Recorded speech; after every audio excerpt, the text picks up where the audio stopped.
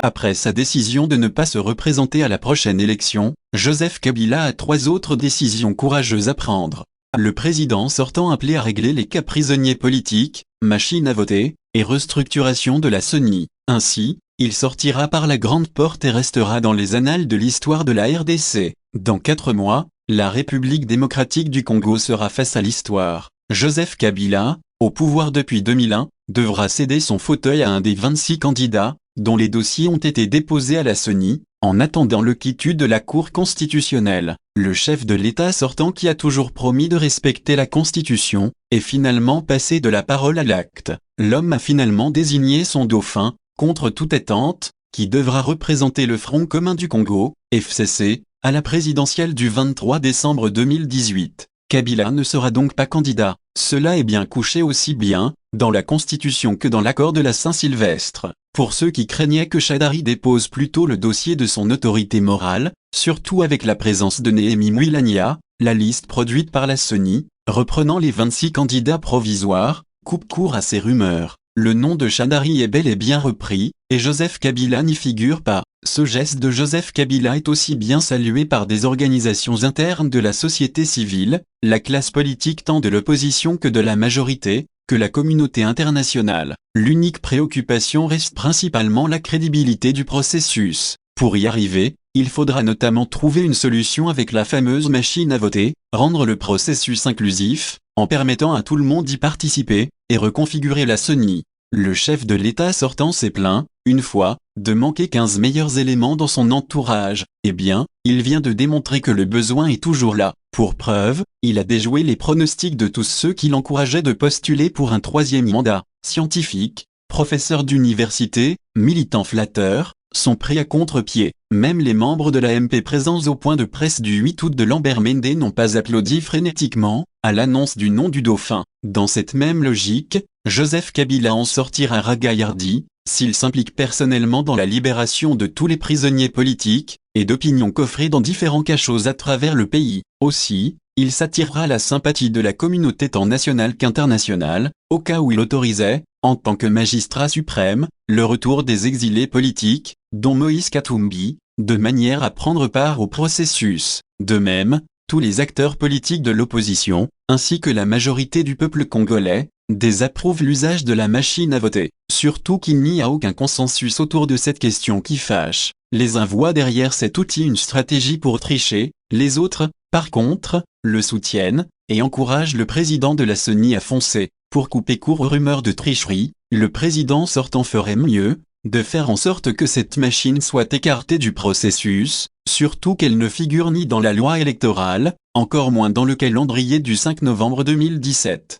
Une autre épine sous le pied de la crédibilité du processus électoral en cours en RDC, c'est la composition actuelle de la CENI. L'Union pour la démocratie et le progrès social, UDPS, qui a mandaté le porte-parole Jean-Pierre Kalamba dans cette institution d'appui à la démocratie, tente, en vain, de le remplacer par un autre délégué. L'Assemblée nationale tire les choses en longueur pour traiter de cette question. L'UDPS soupçonne donc son élément à la CENI, de rouler pour le pouvoir et de préparer des désastres électoraux. Cette attitude pousse le parti de l'IMT en particulier, et l'opposition en général, à émettre des doutes sur la transparence du processus. Si Alassane Ouattara l'a fait en Côte d'Ivoire, avec l'amnistie dont ont bénéficié des prisonniers politiques, parmi lesquels Simone Gbagbo, l'épouse de l'ex-président ivoirien Laurent Gbagbo, pourquoi Joseph Kabila ne le ferait-il pas pour l'avenir de sa famille politique, voire son propre avenir? Le chef de l'État est appelé, encore une fois, à se retirer pour prendre seul une décision dans ce sens. Cela fera énormément plaisir aux Congolais,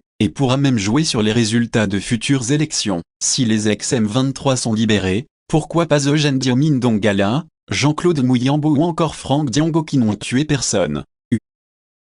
Moïse Katumbi a encore une chance de postuler à la présidentielle. Dans l'espoir de recouvrer son droit de résidence, au pays de ses ancêtres qu'il estime être violé par ses détracteurs, présents dans les cercles du pouvoir à Kinshasa, Moïse Katumbi vient de saisir le premier président du Conseil d'État. Les avocats du président de la plateforme Ensemble ont déposé mercredi 8 août, sur la table de Félix Vunwawe, président de cette haute instance judiciaire nationale, 2 requêtes contre l'État congolais. La première requête sollicite une décision du Conseil d'État portant levée sans équivoque, de toutes les mesures interdisant à Moïse Katumbi de revenir au pays et d'y circuler librement, comme le lui garantit la Constitution de la République, promulguée le 18 février 2006. La deuxième requête sollicite du Conseil d'État la décision de surseoir à la clôture du dépôt des candidatures à la présidentielle, pour le cas de Moïse Katumbi, dont le droit d'entrer et de circuler librement à travers le territoire national a été violé par les tenants du pouvoir en place à Kinshasa. Moïse Katumbi a encore une chance de postuler à la présidentielle. Pour y parvenir, il doit franchir l'obstacle que le pouvoir en place a dressé sur son chemin, c'est-à-dire revenir en RDC. La rallonge de la SONI des opérations de réception et traitement des candidatures à la présidentielle, ainsi qu'aux législatives nationales qui va jusqu'au 13 août 2018, permet à Moïse Katumbi de jouir encore d'une marge de manœuvre, assez étroite certes, pour se lancer dans la course présidentielle. Des démarches sont en cours au plan international, pour tenter de réconcilier le régime en place avec le camp Katumbi, et l'arrivée ce vendredi à Kinshasa du président sud-africain, s'inscrit dans ce cadre. Le chef de l'ONU salue la décision du président Kabila de respecter la Constitution, le CLC appelle à la vigilance. Le secrétaire général des Nations Unies, Antonio Guterres, a salué la décision du président de la République démocratique du Congo, Joseph Kabila, de respecter la constitution de son pays, ainsi qu'il s'y était engagé. Une déclaration du chef de l'ONU publiée jeudi 9 août soir, par la voix de son porte-parole adjoint. À la tête de la RDC depuis 17 ans, Joseph Kabila a décidé de ne pas briguer un troisième mandat, conformément à la constitution congolaise. Le secrétaire général se félicite également des progrès enregistrés, dans la préparation des élections présidentielles et législatives prévues le 23 décembre 2018, en République démocratique du Congo, a ajouté son porte-parole adjoint. Le chef de l'ONU a réitéré l'engagement des Nations Unies à continuer à travailler avec le gouvernement et le peuple de la RDC en vue de la tenue d'élections libres et crédibles, conduisant à un transfert de pouvoir pacifique.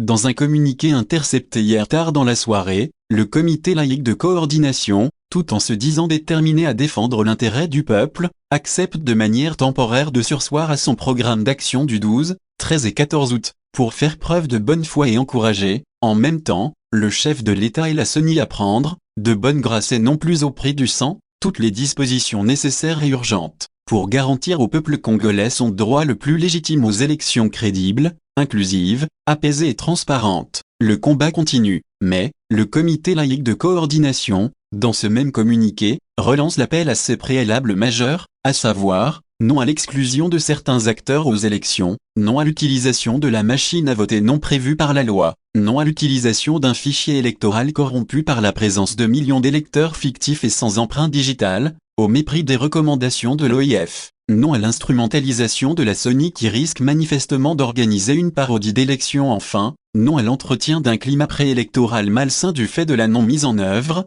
par la majorité au pouvoir, des mesures de décrispation politique, pourtant, exigées par l'accord de la Saint-Sylvestre. Le CLC prévient par ailleurs, que si ces préalables ne sont pas réunis, il reviendra à la charge, avec une série de nouvelles manifestations pacifiques. Ici, il rappelle au chef de l'État et à la CENI que la crédibilité du processus électoral dépend inévitablement de la réponse à tous ces préalables majeurs, sans lesquels, tous les efforts engagés jusqu'ici, risquent d'être sacrifiés sur l'autel d'un nouveau chaos inutile. Donc, les marches du 12 au 14 août sont temporairement suspendues, mais, la pression et la lutte continuent jusqu'au bout. Félix Tshisekedi, c'est un pas dans la bonne direction, mais le plus important reste à venir. Les réactions continuent de pleuvoir après la désignation le mercredi 8 août, d'Emmanuel Ramazani Shadari comme candidat président de la République du FCC. Félix Tshisekedi estime que ce geste du président Joseph Kabila constitue un pas dans la bonne direction, précisant que le plus important reste à venir. Le fils de feu Étienne Tshisekedi appelle, par ailleurs, à l'application des clauses de l'accord de la Saint-Sylvestre, afin de permettre à la démocratie congolaise de mieux respirer. La décrispation, les élections libres et crédibles pour une alternance pacifique, restent les prochains objectifs. Merci aux pays de la région, merci à la communauté internationale, merci au peuple congolais, pouvait-on lire sur le compte Twitter de Tshisekedi Junior.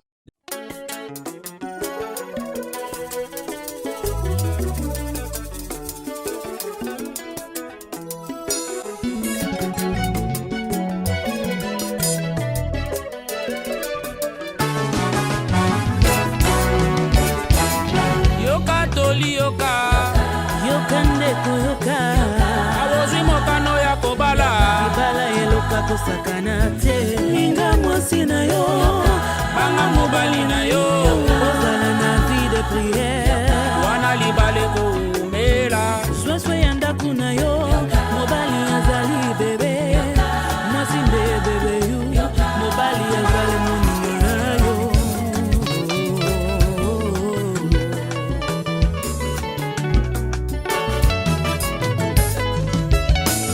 bakotaka ndako ya libala mpona kopusa mosusu mosika na la vie bayaka kobebisa tie yoka tolie yaya Zambe ya groupe Soleil de Gloire moi ya kembo ebimi mpona moto nyonso libala eza sale datante tozozela kozonga na yesu mama na ngai o libala oyo ewuti na nzambe esheke koya te soki boza na bolingo bakoko kosimba bango na maboko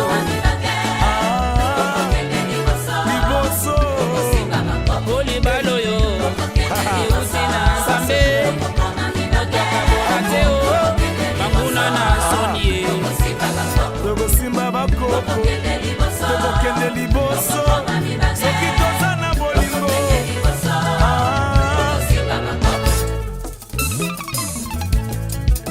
oyebi te makambo ekomi awa me baboyi te me balobi il faut divorce me nayebi te sikoyo biso tokoloba nini me moteke soki tolobi wi tobuki bainstitution ya nzambe ezalaki mwasi na mobali jamai bakoki kosala divorce soki biso tokei kuna tokoloba